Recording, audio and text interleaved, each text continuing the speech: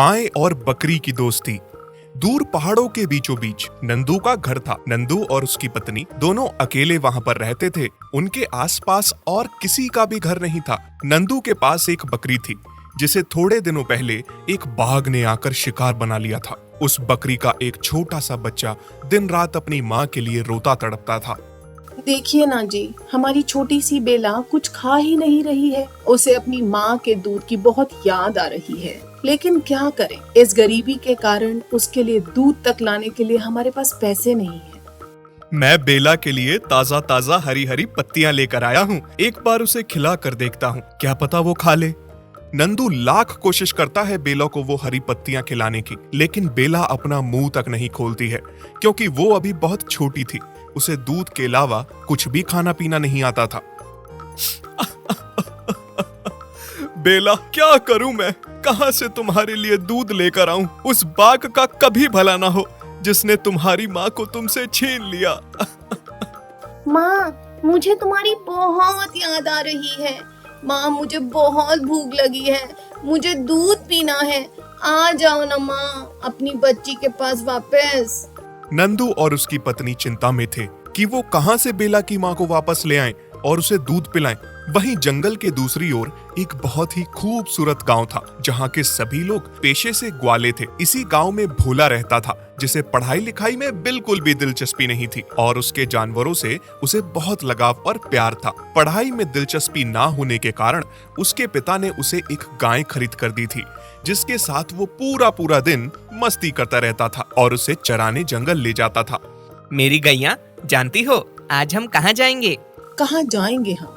तुम देख रही हो उस ओर पहाड़ों के बीच कितना खूबसूरत जंगल है। आज हम उसी जंगल में जाएंगे।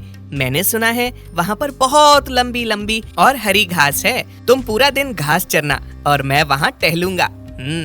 भोला अपनी गाय को उस जंगल में घास चराने ले जाता है। गाय जब वहाँ पर बड़ी बड़ी घास देखती है तो बहुत खुश हो जाती है। जब गाय घास चर रही होती है तो भोला बड़े मजे से टहल रहा था। पेट भर खाने के बाद गाय भी टहलने लगी। टहलती टहलती वो नंदू के घर के पास आ पहुंची।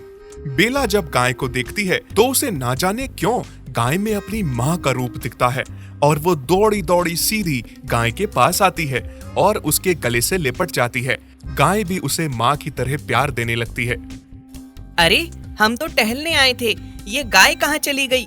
कहीं खो तो नहीं गई? चल के देखता हूँ। भोला जब देखता है कि उसकी गाय बेला के साथ खेल रही है, मस्ती कर रही है, तो उसे देखकर बहुत खुश होता है।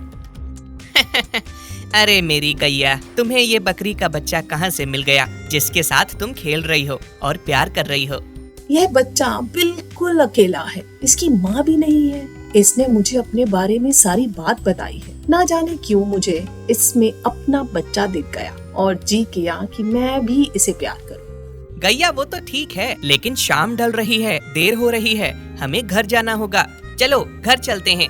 गाय भोला के साथ घर तो चली आती है, लेकिन उसे बेला के लिए बहुत बुरा लग रहा था। वो मुड़ मुड़ के पीछे बेला को ही देख रही थी। बेला भी उसे एक डगर देखे जा रही थी और रो रही थी। माँ, रुक जाओ, मुझे तुम्हारी बहुत याद आ रही थी। माँ, तुम मुझे कितने दिनों बाद मिली हो, अब तो छोड़ के ना जाओ। भोला और उसकी गाय जैसे ही घर पहुँचते हैं कि तभी भोला पीछे मुड़कर देखता है कि बेला भी उनके पीछे पीछे आ रही थी। अरे अरे बच्चे, तुम यहाँ कहाँ आ रही हो? मालिक, आने दीजिए ना इसे, इतनी रात हो गई है। अब ये छोटा सा बच्चा कहाँ जाएगा? गैया, मैं मानता हूँ कि तुम दोनों को एक दूसरे से बहुत लगाव हो गया है, लेकिन सोचो इसका मालिक इसके लिए कितना परेशान होगा। सोच रहा होगा कि उसकी बकरी कहाँ गई है, और अगर उसे पता चल गया कि ये बच्चा हमारे साथ साथ हमारे पीछे पीछे आया है तो कहीं वो हमें गलत मान के चोर ना समझ ले। वह तो ठीक है मालिक, लेकिन इतना छोटा सा बच्चा इतनी रात को कहाँ जाएगा? इसे कोई बाघ खा जाएगा। आज रात आप इसे मेरे पास रहने दीजिए, कल इसे इसके मालिक के पास छोड़ाना। भोला कुछ सोचने लगता है और फिर बेला को वहाँ रखने के लिए मान जाता है। ये सुनकर बेला गाय के गले से लिपट जाती है। गाय भी उसे खूब प्यार करने लगती है। बेला भी उसे माँ माँ कहकर पुकारने लगती है। तभी थोड़ी देर बाद जब भोला गौशाला में गाय को घास देने आता है तो भोला देखता है कि उसकी गाय बेला को दूध पिला रही है और अपने सीने से लगाकर प्यार से सुला रही है। ये सब देखकर भोला की आंखों में आंसू आ जाते हैं। उसे बहुत अच्छा लगने लगता है। हम इंसानों से तो जानवर अच्छे होते हैं, कितना प्यार होता है इनमें। दोनों का एक दूसरे से दूर दूर तक कोई भी रिश्ता नहीं है, लेकिन फिर भी बिना मतलब के एक दूसरे से इतना प्यार है। और इंसान बिना मतलब किसी से प्यार करना तो दूर की बात है, किसी से बात तक करना पसंद नहीं करता। अगले दिन जब भोला बेला को उसके मालिक के पास छोड़ने की बात करता है तो भोला की गाय और बेला दोनों एक दूसरे से बिछड़ने पर उदास हो जाती हैं। कितना अच्छा रिश्ता है ना तुम दोनों का। ऐसा लगता है पिछले जन्म में तुम दोनों जरूर माँ और बेटी रही होगी। लेकिन क्या करें, मैं किसी की अमानत को अपने घर नहीं रख सकता। इस बच्चे को मुझे इसके मालिक के पास छोड़कर आना ही होगा। भोला बेला को लेकर उसके मालिक के पास पहुंच जाता है। माफ कीजिएगा, आपकी बकरी का बच्चा रात में मेरी गाय के साथ साथ मेरे घर आ गया था। रात बहुत हो चुकी थी, इसलिए मैंने उसे वापस नहीं भेजा। लीजिए, आप अपनी अमानत संभालिए। मुझे इस बात का बिल्कुल भी बुरा नहीं लगा, बल्कि बहुत अच्छा लगा कि इतने दिनों बाद मेरी बेला तुम्हारे गाय से मिलकर खुश हुई और उसने तुम्हारी गाय का दूध पिया। दरअसल थोड़े दिनों पहले बेला की माँ को एक बाघ उठा कर ले गया था और उसने उसको अपना शिकार बना लिया। तब से बेला अपनी माँ के लिए बहुत तरसती है। वो इतनी छोटी है कि दूध के अलावा कुछ खा पी नहीं सकती, लेकिन दूध के लिए भी मेरे पास इतने पैसे नहीं हैं कि मैं उसके लिए दूध खरीद सकूं। देखिए ना जी, हमारी बेला कितने दिनों बाद खुश हुई है और कितने दिनों बाद उसे दूध मिला है। तुम सही कहती हो जी। गाय और बेला का प्यार देखकर नंदू और उसकी पत्नी बहुत खुश हो रहे थे। जब भोला बेला को उसके मालिक के पास वापस छोड़कर अपनी गाय को अपने घर ले जा रहा था तो बेला बहुत रोने लगती है। माँ रुको, मुझे भी तुम्हारे साथ जाना है। बेला को गाय के लिए रोते हुए देख नंदू और नंदू की पत्नी बहुत उदास हो जाते हैं। सुनो बेटा, रुको। बोलिए काका। हमारी बेला इतने दिनों तक अपनी माँ के लिए बहुत उदास थी, लेकिन आज बहुत दिनों के बाद उसे हमने तुम्हारी गाय के साथ खुश देखा है। वो हमारे पास रहेगी तो बहुत दुखी और उदास रहेगी। पीने के लिए उसे दूध भी नहीं मिलेगा। वो इतनी छोटी है कि दूध के अलावा वो अभी कुछ भी नहीं खाती पीती। बेला तुम्हारी गाय के साथ रहकर बहुत खुश है। उसे तुम्हारे पास रहकर दूध भी मिल जाएगा। क्या तुम हमारी बेला को अपने साथ ले जाओगे और अपने घर में रखोगे? हाँ काका, ये तो बहुत ही खुशी की बात है। अगर आपकी बेला मेरे घर में मेरी गाय के साथ खुश रहेगी और मेरी गाय का दूध पीकर उसका पेट भर जाएगा तो बहुत अच्छी बात होगी। और ये मेरे लिए बहुत ही सौभाग्य की बात है कि मैं बेला को अपने पास अपने घर में रखूंगा और उसे पालूंगा। इस तरह से नंदू बेला को भोला को सौंप देता है। बेला गाय के पास वापस आकर बहुत खुश हो जाती है। गाय भी उसे वापस पाकर बहुत खुश थी और उसे प्यार देने लगती है और पुचकारने लगती है। बेला गाय का दूध पीकर अब बहुत खुश रहने लगी थी। बेला गाय को ही अपनी माँ मानती थी और गाय भी उसे अपनी बेटी मानती थी। नंदू के घर में एक काले रंग की बकरी है जिसका नाम मही है। उसके दो छोटे छोटे बच्चे थे जो बड़े ही चुलबुले थे। नंदू की बेटी उन बच्चों के साथ खूब मस्ती करती थी, पर नंदू बहुत ही गरीब था। उसके पास इतने पैसे नहीं होते कि वो अपने परिवार को अच्छा खाना पीना खिला सके। रूखा सूखा ही सही, पर अपने परिवार को एक समय का खाना खिला ही लेता था वो। इस बात से उसकी पत्नी उससे हमेशा चिढ़ी रहती थी कि वो उन्हें अच्छा खाना नहीं खिला पाता। अरे क्या तुम हमेशा इस बकरी और इसके मेमने पे अपना समय बर्बाद करते फिरते हो? हमेशा इसकी सेवा में लगे रहते हो। इतनी सेवा कभी तुमने अपने परिवार की नहीं की। बस अब बहुत हो गई। इनकी खातिरदारी छोड़ो और जाकर कुछ अच्छा सा काम धंधा कर लो जिससे घर में धन आए और हम भी लोगों की तरह कुछ अच्छा अच्छा खा सके। ना जाने तुम्हें क्या दिक्कत है इन बेजुबान जानवरों से। तुम कुछ भी कह लो, मैं इनकी सेवा करना नहीं छोड़ सकता।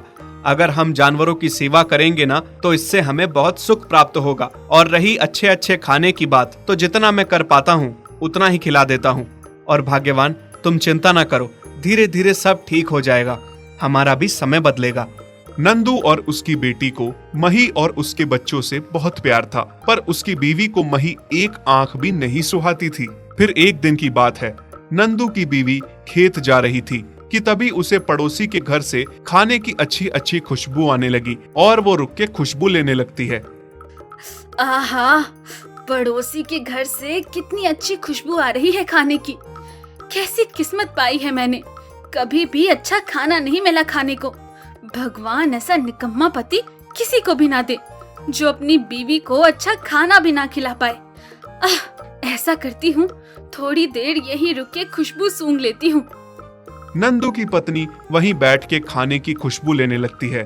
तभी अमीर पड़ोसी बाहर आता है और उस पे खूब चिल्लाता है, तुम क्या मेरे घर की ताका झाकी कर रही हो? चोरी करने का तो नहीं सोच रही हो ना? नहीं नहीं, मैं चोर नहीं हूँ। चलो चलो निकलो यहाँ से। पड़ोसी नंदू की बीवी को वहां से निकाल देता है। फिर कुछ ही दिन बाद उस पड़ोसी की बीवी बहुत बीमार हो जाती है। वो अपनी पत्नी को बड़े तांत्रिक के पास ले जाता है और झाड़ फूक करवाता है, पर उसकी पत्नी सही नहीं होती। तभी एक तांत्रिक सेठ को बताता है कि उसकी पत्नी तभी ठीक हो सकती है जब वो एक बहुत बड़ी पूजा कराएगा जिसमें एक काली बकरी की बलि लगेगी। जल्दी से जल्दी वो काली बकरी का इंतजाम करे। काली बकरी तो गांव में बस नंदू के पास ही थी। सेठ नंदू के पास आता है, क्या मैं अंदर आ सकता हूँ? हाँ हाँ सेठ जी, आ जाइए। पर आज हम गरीबों के घर में कैसे आना हुआ? आप तो हम जैसे लोगों की तरफ देखना भी पसंद नहीं करते। वो नंदू, मेरी बीवी बहुत बीमार है। तांत्रिक बाबा ने कहा है कि मेरी बीवी तभी ठीक होगी जब काली बकरी की बलि लगेगी, और मेरी नजर में तो सिर्फ तुम्हारे पास ही काली बकरी है। मैं तुम्हारे आगे हाथ जोड़ता हूँ, मेरी मदद करो। मैं तुम्हें खूब सारे पैसे दूंगा, पर वो बकरी मुझे दे दो। नहीं बाबा, हम अपनी मही को किसी को नहीं देंगे। मैं मही के बिना नहीं रह सकती। हाँ मेरी बेटी, हम मही को किसी को भी नहीं दे रहे, तुम घबराओ मत। देखिए सेठ जी, हम गरीब सही, लेकिन पैसे के लालच में ऐसे व्यापार नहीं करते। आप चाहे मुझे जितने पैसे दे दें, मैं बकरी नहीं बेचूंगा। नंदू सेठ को बकरी देने से इनकार कर देता है और सेठ को उल्टे पांव वहां से लौटना पड़ता है। लेकिन इस बात से नंदू की बीवी नंदू पे बहुत गुस्सा करती है। ये तुमने क्या किया? सेठ को बकरी देने से इनकार क्यों किया? सेठ हमें इतने पैसे दे रहा था कि हम आराम से घर बैठ के अच्छा अच्छा खाते। वैसे भी तुम किसी काबिल नहीं हो, बीवी को कुछ उसकी पसंद का खिला पाओ। कैसी औरत हो तुम? मैं जानता हूँ तुम्हें मही से दिक्कत है, पर एक औरत होके तुम ये बात नहीं समझ रही हो कि उसके 2 बच्चे हैं जो उसका दूध पीते हैं। तुम चाहती हो मैं दूध पीते बच्चों को उनकी माँ से अलग करके बलि चढ़ाने के लिए दे दूं? ऐसा कभी नहीं होगा, पागल औरत। ये बात नंदू की पत्नी भूल नहीं पाती। उसे अच्छा अच्छा खाना था, खाने की बहुत भूखी थी और इतने सारे पैसों का लालच भी था कि बकरी बेच के सेठ खूब पैसे देगा। एक दिन नंदू किसी काम से बाहर जाता है। तभी नंदू की बीवी सेठ के घर जाती है। प्रणाम सेठ जी। हाँ, तुम यहाँ क्यों आई हो? बकरी देने से तो तुम्हारे पति ने इनकार कर दिया है। हाँ सेठ जी, मैं उसी बारे में आपसे बात करने आई हूँ। मैं आपको बकरी बेचना चाहती हूँ। अभी मेरे पति और बेटी घर पे नहीं है। आप आके बकरी ले जाइए। बस जो भाव आप दे रहे थे उसका दुगना दे दीजिए। 2 गुना नहीं, मैं तुम्हें 4 गुना भाव दूंगा। बस बकरी दे दो। सेठ नंदू की बीवी को खूब सारे पैसे देता है, जिससे देख के नंदू की बीवी की आंखें फट जाती हैं और वो खुशी से पागल हो जाती है। फिर सेठ नंदू की बीवी के साथ मही को लेने उसके घर जाता है। उस समय मही अपने बच्चों को दूध पिला रही होती है। अरे बस हुआ तेरा दूध पिलाना, चल अब यहाँ से चलती बन। माँ, ये लोग आपको कहाँ ले जा रहे हैं माँ? मेरे भी कुछ समझ में नहीं आ रहा, कहाँ ले जा रहे हैं पता नहीं। शायद मुझे बेच दिया, पर इतने छोटे छोटे बच्चों की माँ को कौन बेच सकता है भला? ना जाने मालिक भी कहाँ रह गए, वरना वो मुझको कभी बेचने नहीं देते। नंदू की बीवी मही की रस्सी खोल के मही को सेठ को सौंप देती है। मही और उसके बच्चे रोते रहते हैं। माँ, हमें छोड़ के ना जाओ। मेरे बच्चों। बच्चे मही के बिना तड़पते रहते हैं। नंदू की बीवी मही को बेचे हुए पैसों से खूब सारा राशन खरीद के लाती है और अपनी पसंद के ढेरों पकवान बना के बाहर बैठ के खाने लगती है। अरे वाह, कितने दिनों बाद ऐसा अच्छा खाना खा रही हूँ मैं। नंदू की बीवी खाना खा रही होती है कि तभी नंदू और उसकी बेटी आ जाते हैं। अरे ये तुम इतने सारे पकवान कहाँ से खा रही हो? क्यों? मैं अच्छे पकवान नहीं खा सकती क्या? हमारे घर में हमेशा रूखा सूखा ही बनता है, मैं इसलिए पूछ रहा हूँ, ये पकवान कहाँ से आए? बाबा, बाबा मही नहीं मिल रही है और उसके बच्चे भी बहुत रो रहे हैं। नहीं मिल रही? क्या मतलब है? कहाँ जा सकती है? नंदू और उसकी बेटी मही को हर जगह तलाश करते हैं पर मही कहीं नहीं मिलती। बताओ, मही कहाँ है? तुम ही घर पे थी, मैं तुम्हारे भरोसे छोड़ के गया था। कहाँ गई मही? बताओ मुझे। हाँ, बेच दिया मैंने उसे सेठ को, और सेठ ने इतने सारे पैसे दिए हैं कि तुम सारी उम्र घर बैठे खा सकते हो। माँ, तुम कितनी बुरी हो। इतने छोटे छोटे बच्चों को उसकी माँ से अलग कर दिया, वो भी बलि चढ़ाने के लिए। अगर मुझे भी तुमसे कोई दूर कर दे तो? ऐसा ना कहो बेटी, तुझे मुझसे कोई दूर नहीं कर सकता। खुद पे बारी आई तो बुरा लग रहा है। जरा उन बच्चों और उनकी माँ का सोचो जिनको तुमने चंद पैसों के लिए अलग कर दिया। छी, कितनी गंदी सोच है तुम्हारी। सेठ तांत्रिक को बुला के अपनी बीवी के लिए पूजा करवा रहा होता है। फिर जैसे ही मही की बलि देने वाला होता है कि तभी नंदू और उसकी बेटी पुलिस को लेकर वहां पहुंच जाते हैं। गिरफ्तार कर लीजिए इंस्पेक्टर साहब, इस सेठ और इस तांत्रिक को। ये बेजुबान बकरी की बलि दे रहे हैं। नंदू, मैंने इस बकरी के ढेर सारे पैसे दिए हैं। इंस्पेक्टर साहब, खरीद के लाया हूं मैं इस बकरी को। ये लो सेठ, तुम्हारे सारे पैसे वापस, और हमें हमारी बकरी वापस करो। मैं पैसों के लालच में अंधी हो गई थी। एक माँ को उसके बच्चों से अलग करके पाप किया मैंने। तुम पागल हो गए हो सब, पूजा में विधान डाल रहे हो।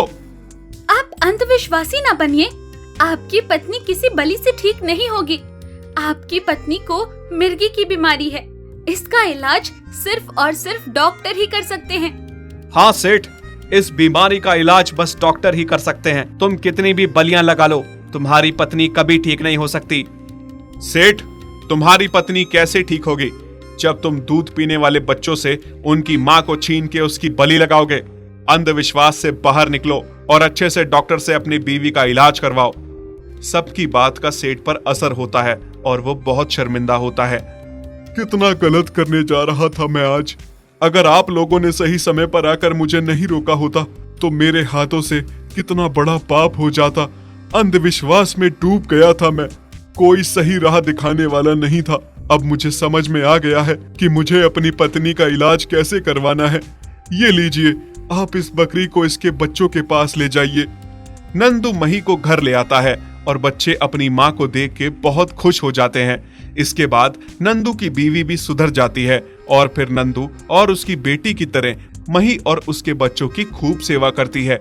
यदि आप ऐसी कहानियां और देखना चाहते हैं तो हमारे चैनल को सब्सक्राइब करें और बेल आइकन पर क्लिक करें ताकि हमारी सारी नई वीडियोस आप सबसे पहले देख सकें।